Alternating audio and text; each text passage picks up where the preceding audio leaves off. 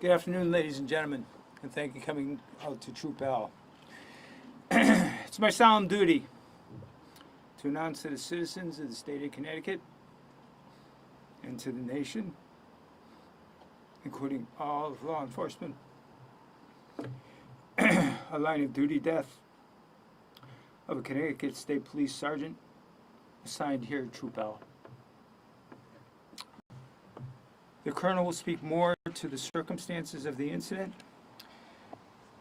but I do want to mention to the media, I have a big ask, a big favor. We will not be announcing the name of the sergeant. At the request of the immediate family in close proximity, they have elderly parents that haven't been notified yet.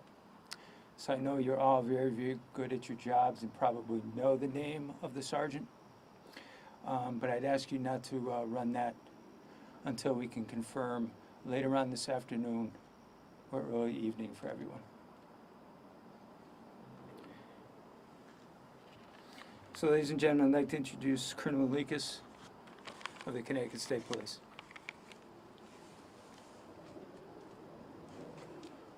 Good afternoon.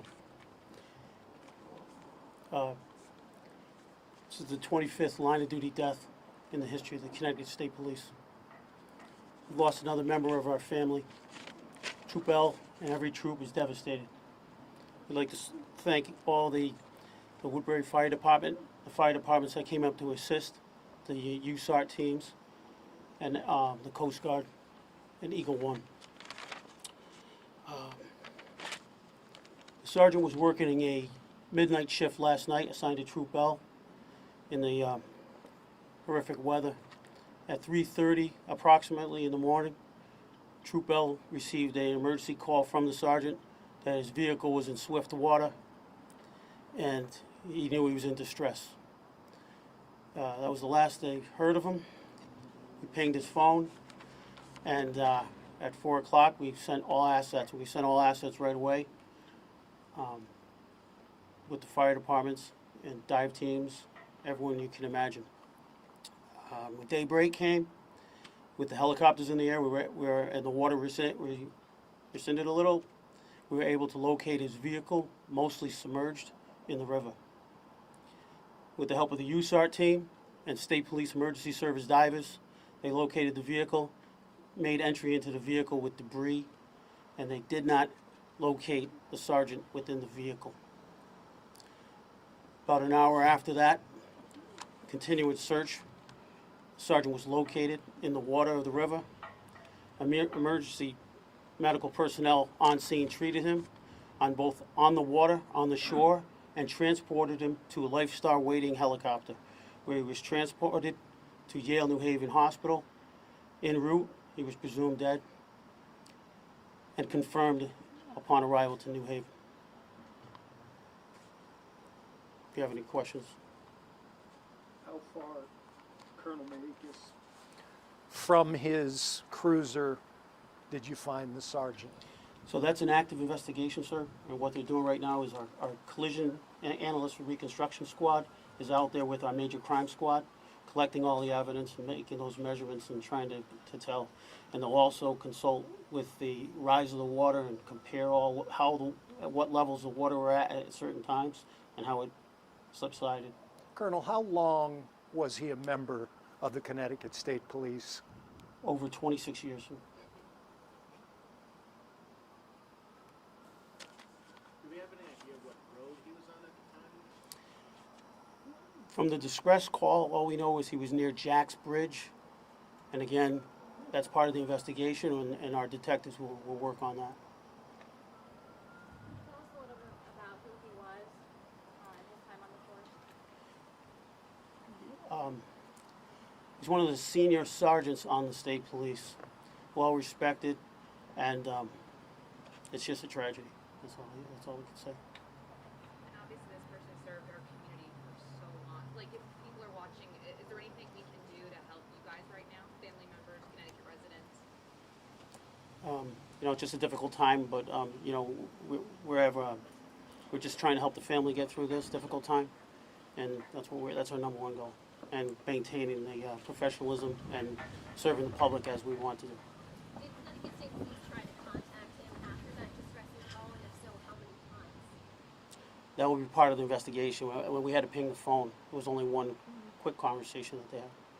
Colonel, there was a large state police presence on Riverbend Lane today, or Riverbend Drive, for most of the day. Is that at the end of that street where the Pomperaug River is that where his vehicle was located? That's not where his vehicle was actually located. That was the first point of shore that they brought him when they got back. So they brought him back quickest point of shore. How high were the waters when you guys did locate? I'm not exactly certain. Again, the investigation will tell, because they were very high at 3:30, and as they kept coming down and down and down. Was the sergeant responding to a call? Was he just on his routine patrol at that point? Well, he was the midnight shift supervisor, so we're not certain what he was doing out. He might have been checking on the river. We don't know. And Colonel, is it his parents that are coming in from California? His parents are traveling, and they're older. Okay. Thank you. Ladies and gentlemen, our Congresswoman, Johanna Hayes. Thank you.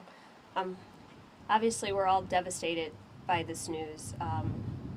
My heartfelt condolences to the entire Connecticut State Police Force. But this is just a sobering reminder. I shared with some of the officers inside, with the colonel, the lieutenant colonel, that my husband reminds me all the time that every time an officer puts on that uniform and leaves the door, they're putting themselves in harm's way. And I don't think that any one of us would have thought that we would be having a press conference to discuss an officer passing away during a weather event. But literally, that's what this job entails. Every time they leave the door, leave their homes, there's a possibility that they will not return. So this is just a devastating blow for our community, for our police force, for the family. My heartfelt condolences to the officer, to his family. We have all benefited so greatly by his service, but for the fact that he was out trying to protect us, whether it were a call, whether it were checking on the river, he would have been at home with his family, hunkering down like most of us were doing last night. He would have been at home, making sure that his house didn't flood and that his family was safe, but he was out making sure other people's families were safe. So I ask that we all hold this troop in prayer and the entire Connecticut State Police Force, and just offer whatever assistance we can as a community as we navigate this incredibly tragic event. Thank you. Congresswoman Hayes, can you talk about your husband's service? Well, my husband he's coming up on 25 years in Woodbury Police Department.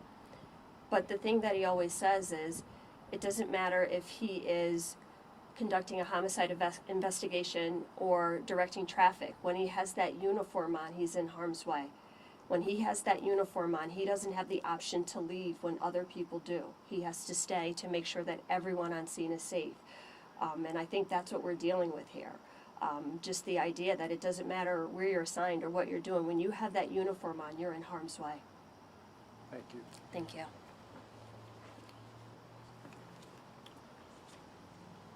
Ladies and gentlemen, the Governor of the State of Connecticut, Governor Luan. So it was 1 week ago that Commissioner Ravella and Colonel Malikas and probably some of the troopers I'm with here were swearing in the 130th class of state troopers. And a passion and sense of public service for these young people that are ready to give for their state. Nothing in this world is free. A trooper's life is made for me. And here we are exactly 1 week later. And a trooper, 26 years, has given his life for our greater good. And as Johanna said, I was telling everybody, stay safe, stay home. Let's ride out this storm. That's not what you do as a trooper. As a trooper, you go out and you look and try and rescue others and take care of them. And that's what the troopers do. They're taking care of us every day. And you're always in harm's way. Sometimes you think it's going to be violence. You never know what it's going to be. Could be flooding. And today we stand together as one, as the family, with the troopers' family, and all the troopers together as one.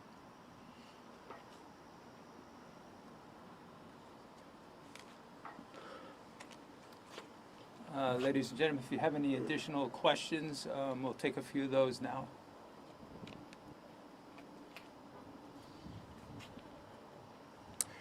Okay, thank you very much for coming. Thoughts and prayers with State Police.